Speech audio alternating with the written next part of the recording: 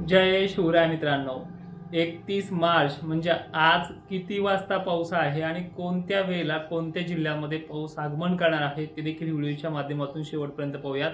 आणि महाराष्ट्रामध्ये काल बऱ्याच ठिकाणी 30 तारखेला अनेक ठिकाणी अवकाळी पाऊस झालाय. जसं सांगितलंय त्यापेक्षाही काही ठिकाणी जास्त झालाय आणि ज्यांना सोडणार होतं किंवा जसं पेंडवलता आवाज गर्जना वगैरे होणार होती तशा पद्धतीने झालं देखील आहे.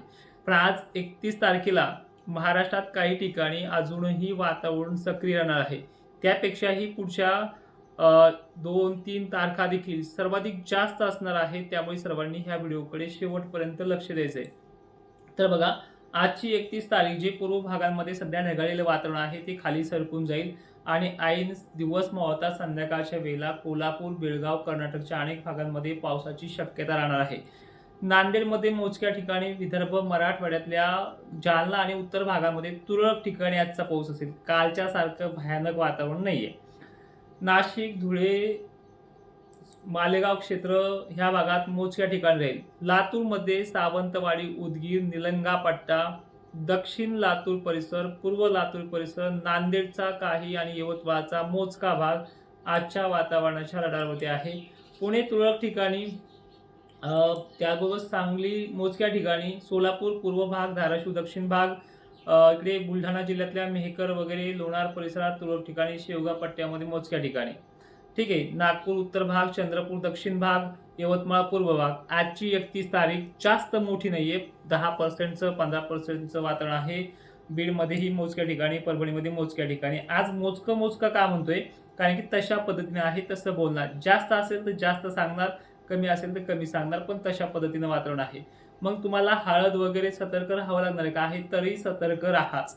मराठवाड्यातल्या आणि विदर्भातल्या शेतकऱ्यांना विनंती आहे की हे वातावरण तुम्हाला कमी जरी वाटत असलं तरी जिथे बी पडेल तिथे स्थानिक लेवलला बऱ्यापैकी नुकसान करू शकतं. त्यामुळे तुम्हाला 4-5 वाजेच्याही आसपास तुम्हाला तुमचा हळद वगैरे गोळा करून ठेवणं आहे. दिवसभर काही त्रास नाही आहे, पण आज दुपारनंतर 4-5च्या नंतर तुम्हाला ते कामं करायची आहेत. तर उद्याची 1 एप्रिल महिन्याची सुरुवात वातावरणाच्या रडारवरती असलेला पहिला जिल्हा म्हणजे कोल्हापूर, कर्नाटकचे बेळगाव, हुबळीपर्यंत मेघगर्जनेसह गारपिटीचा रडार बनलेला आहे. लातूर जिल्ह्यातही काही ठिकाणी परवाचा उद्याचा जो काही पाणी आहे 1 एप्रिलचा परभणी, बीड जिल्ह्यात माजलगाव पट्ट्यामध्ये सुद्धा आहे. इकडे बिदर मार्गे वातावरण लातूरकडे अजूनही जोर दाखवणार आहे. सोलापूर परिसरातही मोजक्या ठिकाणी आहे, सांगलीमध्ये आहे, जालन्यात तुरळक ठिकाणी आहे उद्याचा सुद्धा. बुलढाणा जिल्हा आहे, देऊळगावच्या परिसर आहे. आता या टायमिंगला नाशिक क्षेत्र, धुळे, जळगाव जो काही भाग आहे, पुणे क्षेत्र हे 30 तारखेइतकं मोठं पराक्रमी नाहीये. कारण 1 तारीख सुद्धा साम्यतेच्या बाबतीत जर पाहिले आपण खानदेशला, ही आजच्या 31 तारखेसारखीच एप्रिलची 1 तारीख आहे. पण दिनांक 2 तारखेला जे नको ते परत घडणार आहे. ज्या ठिकाणी वादळी वारे, अवकाळी, सर्वदूरसारखी व्याप्ती सुद्धा आहे, बऱ्याच ठिकाणी पावसाची व्याप्ती सुद्धा, ती तारीख 2 असणार आहे. पण आपण 1 तारखेचं पहिले क्लिअर करून घेऊया एप्रिलचं, की ह्या दिवशी जास्त वातावरण कोणत्या भागात जास्त आहे. तर उद्याच्या 1 तारखेचं वातावरण जे आहे सोलापूर, धाराशिव, लातूर परिसर, बीड, परभणीचा भाग जो आहे, मग तर थोडं जालन्यामध्येही आहे, इकडे बुलढाण्यामध्ये आहे.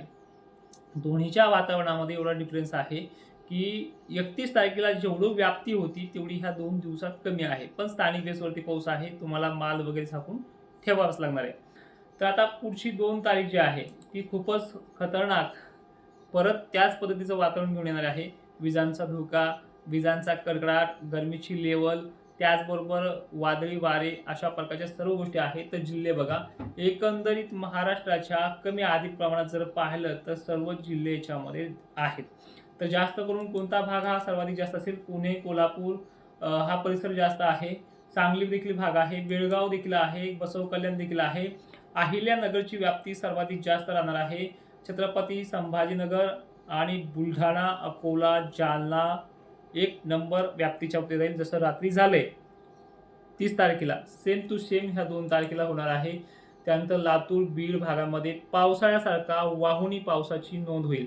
मी मागे पण सांगितले, ऊस उत्पादकांना उन्हाळ्यामध्ये फायदा अनेक ठिकाणी होणार आहे. अकोला, अमरावती आणि नागपूर हे जिल्हे देखील रडारवरती सर्वाधिक जास्त असतील. आणि 2 तारखेला सर्वाधिक जास्त नोंद होणारा मराठवाडा विदर्भाचा सर्व जिल्ह्यांचा याच्यामध्ये समावेश आहे.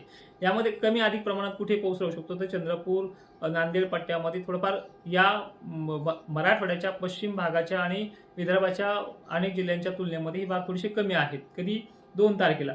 पण पाऊस यांना सुद्धा आहे.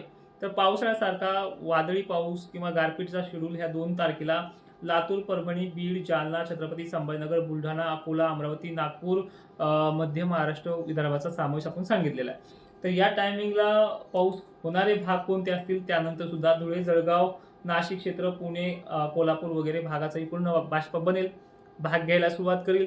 थोडा बदल झाला की तिथेही गारपीट होऊ शकते. ठीक आहे. पण या दिवशी गारपीट तिथे दाखवलेली नाही 2 तारखेला. पण तरीही या भागातली गारपीट मराठवाड्यात आणि विदर्भात आगमन करू शकते. विजांचा धोका तर जास्त आहेच, त्यामुळे सतर्क राहावंच लागणार आहे. ठीक आहे. आता 3 तारीख क्लिअरिटी बघा. अकोला, अमरावतीचा समावेश याही दिवशी 3 तारखेला. सोलापूरला मेघगर्जना आहे, अधिक वातावरण वादळी देखील आहे. बेळगाव, कर्नाटकचा 60% भाग कव्हर ऑफ होणार आहे. कर्नाटकला देखील अनेक ठिकाणी ह्या पावसाच्या सरी कोसळणार आहेत. कर्नाटक पश्चिम, कर्नाटक उत्तर हा भाग देखील आहे. त्यामुळे सोलापूरला, धाराशिवला देखील वादळी पावसाची शक्यता होऊ शकते. गारपीट देखील आहे. लातूर, नांदेड, अहिल्यानगर, बीड जिल्हा पुन्हा 3 तारखेला सुद्धा आहे. अकोला, अमरावतीसह जालना, छत्रपती संभाजीनगरचा समावेश या 2-3 दिवसांमध्ये सर्वाधिक जास्त राहील. आणि अकोला, अमरावती, नागपूरला पावसाळ्यासारखी परिस्थिती 2 आणि 3 तारखेला आहे.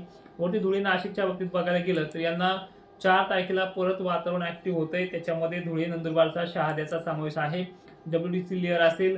वातावरण 4ही तारखेला पूर्व विदर्भात आहे. हिंगोली, वाशिमसह समावेश आहे. 2 आणि 3 तारखेला सुद्धा एप्रिलच्या हिंगोली, वाशिम हे देखील भाग आहेच.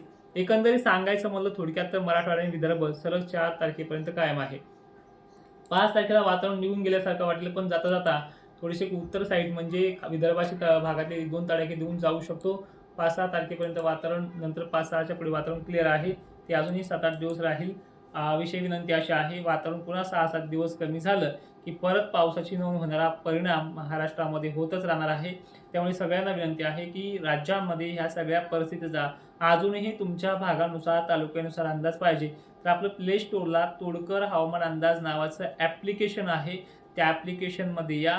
त्या ॲप्लिकेशनमध्ये तुम्ही तुमचं नाव, OTP टाकून जनरेट करा आणि जिथे काही फी आकारली आहे दक्षिण महाराष्ट्रासाठी, कारण की सोशल मीडियावरती दक्षिण महाराष्ट्राबद्दल मला बोलता येत नाही आहे, त्यामुळे तिथे ॲप्लिकेशनमध्ये तुमच्या गरजेसाठी जो अंदाज बघायचा तो बदलून घ्या आणि तिथे तुमचे प्रश्न देखील विचारले जावा. तिथे एक WhatsApp ग्रुपसारखा मोठा ग्रुपसुद्धा आहे. त्या ॲप्लिकेशनमध्ये तुमचं ते कमेंटमध्ये म्हणणं मांडू शकता. ते व्हिडिओच्या माध्यमातून, रेकॉर्डिंगच्या माध्यमातून किंवा आपल्या ॲप्लिकेशनच्या लाईव्हच्या माध्यमातून वारंवार सांगितलं जाईल. आजही पाऊस आहे 31 तारखेला, पण एवढा कालच्यासारखा भयानक नाही आहे.